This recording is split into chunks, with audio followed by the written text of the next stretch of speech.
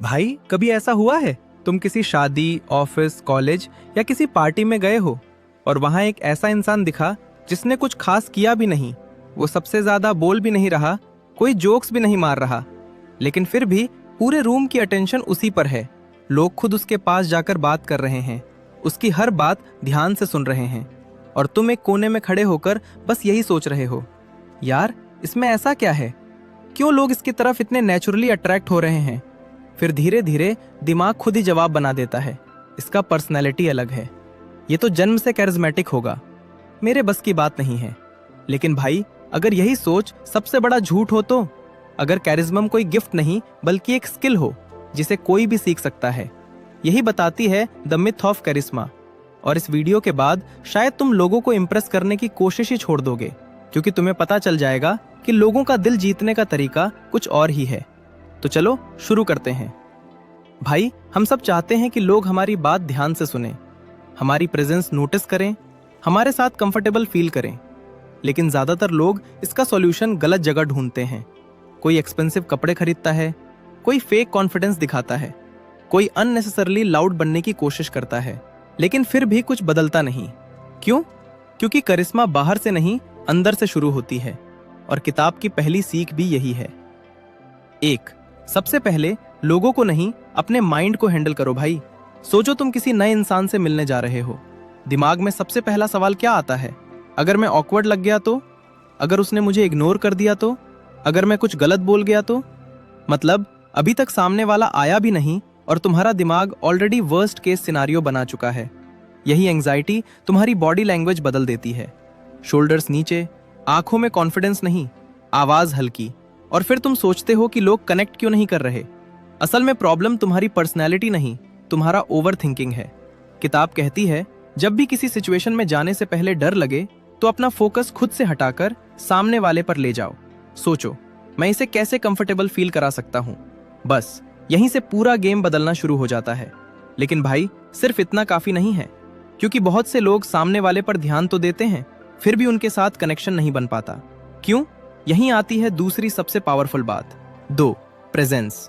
वो क्वालिटी जो आज सबसे रेयर है। कभी किसी दोस्त से बात करते हुए नोटिस किया है?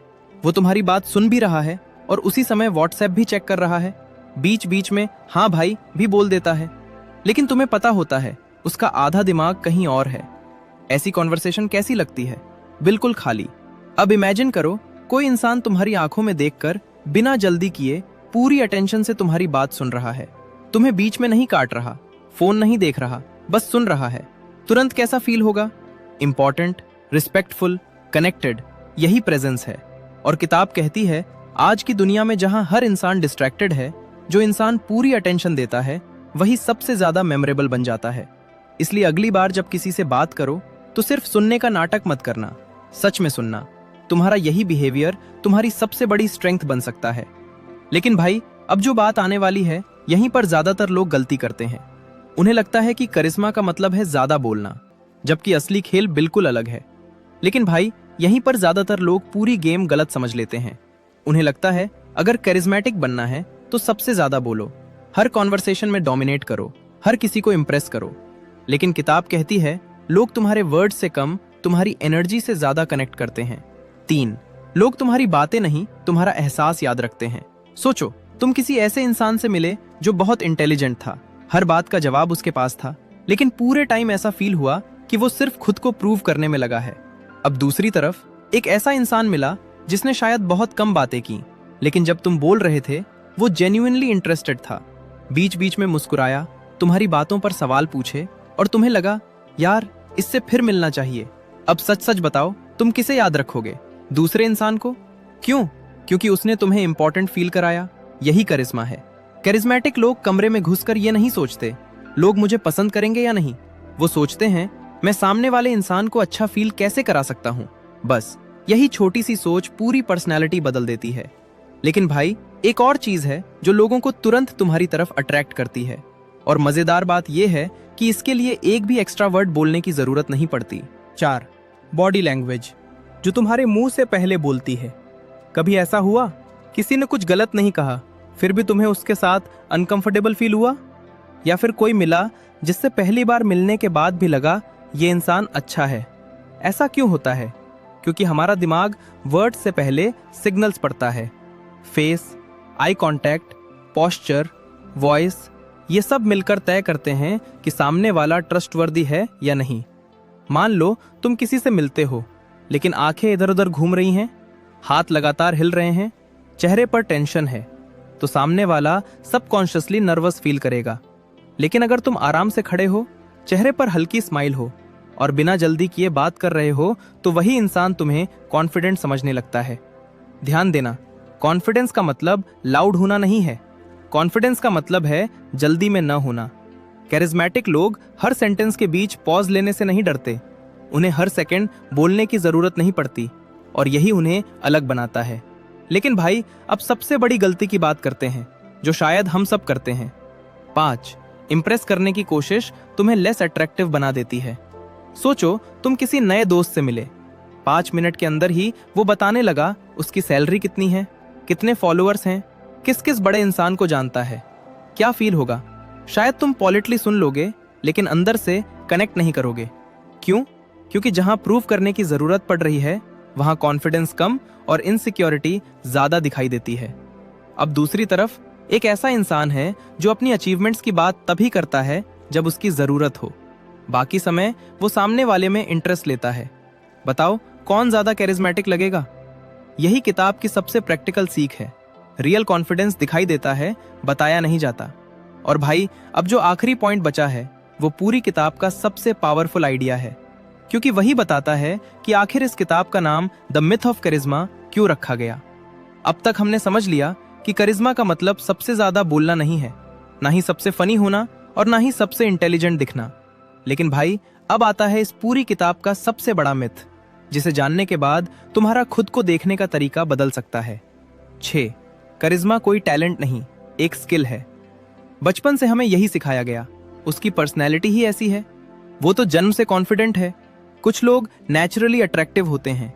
लेकिन जरा सोचो, अगर ऐसा ही होता तो जो लोग पहले स्टेज पर बोलने से डरते थे, वो बाद में दुनिया के बेहतरीन स्पीकर्स कैसे बन गए?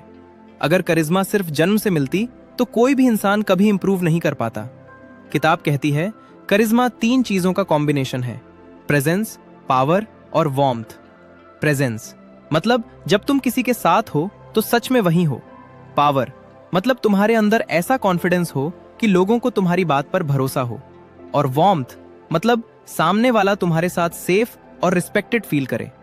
अब जरा सोचो, अगर किसी इंसान में सिर्फ पावर है लेकिन वार्मथ नहीं, तो वो डर पैदा करेगा। अगर सिर्फ वार्मथ है लेकिन कॉन्फिडेंस नहीं, तो लोग उसे अच्छा तो मानेंगे लेकिन फॉलो नहीं करेंगे। और अगर प्रेजेंस ही नहीं है, तो बाकी दोनों क्वालिटीज भी किसी काम की नहीं। यानी असली करिश्मा इन तीनों का बैलेंस है। 7, आज से एक छोटा एक्सपेरिमेंट करना भाई। अगली बार जब तुम किसी से मिलो तो एक चैलेंज रखना। पूरी कन्वर्सेशन में अपने बारे में कम सोचना। ये मत सोचना मैं कैसा लग रहा हूं, मैं स्मार्ट बोल रहा हूं या नहीं, वो मुझे जज तो नहीं कर रहा। इसके बजाय बस एक सवाल अपने दिमाग में रखना, मैं इस इंसान को अच्छा फील कैसे करा सकता हूं। उसकी बात ध्यान से सुनो, बीच में फोन मत देखो, उसकी आंखों में देखकर बात करो और जवाब देने की जल्दी मत करो। बस इतना ही। शायद पहली बार तुम्हें कोई बड़ा बदलाव महसूस ना हो, लेकिन धीरे धीरे लोग तुम्हारे साथ ज्यादा कंफर्टेबल होने लगेंगे। और सबसे मजेदार बात, उन्हें शायद कभी समझ भी नहीं आएगा कि उन्हें तुम्हारे साथ अच्छा क्यों लगता है। यही असली करिश्मा है। तो भाई, अगर इस पूरी वीडियो को सिर्फ एक लाइन में समेटना हो तो वो ये होगी, लोग तुम्हें इसलिए याद नहीं रखते कि तुमने उन्हें कितना इंप्रेस किया, बल्कि इसलिए कि तुमने उन्हें कैसा महसूस कराया। जब तुम खुद को प्रूव करना छोड़ देते हो और सामने वाले को जेन्युइनली इंपॉर्टेंस देना शुरू कर देते हो, तभी करिश्मा दिखाई देने लगती है। याद रखना, करिश्मा किसी की आवाज में नहीं, किसी के कपड़ों में नहीं, किसी की लुक्स में भी नहीं। वो इस बात में छिपी होती है कि तुम्हारे साथ 5 मिनट बिताने के बाद सामने वाला इंसान अपने बारे में कैसा महसूस करता है। इसलिए अगली बार किसी कमरे में जाओ तो लोगों का अटेंशन लेने की कोशिश मत करना। बस पूरी तरह प्रेजेंट रहना, शांत रहना और सामने वाले को यह महसूस कराना कि इस वक्त उसकी बात तुम्हारे लिए सबसे ज्यादा इंपॉर्टेंट है। हो सकता है यही छोटी सी आदत तुम्हारी पूरी पर्सनालिटी बदल दे। अगर आज की वीडियो से एक भी आइडिया ऐसा मिला जिसे तुम अपनी रियल लाइफ में इस्तेमाल करने वाले हो, तो नीचे कमेंट में जरूर बताना। तुम्हारे हिसाब से सबसे मुश्किल क्या है? पूरी तरह प्रेजेंट रहना, कॉन्फिडेंस दिखाना, या लोगों के लिए जेन्युइन वार्मथ महसूस करना? मुझे तुम्हारे जवाब का इंतजार रहेगा। मिलते हैं अगली वीडियो में।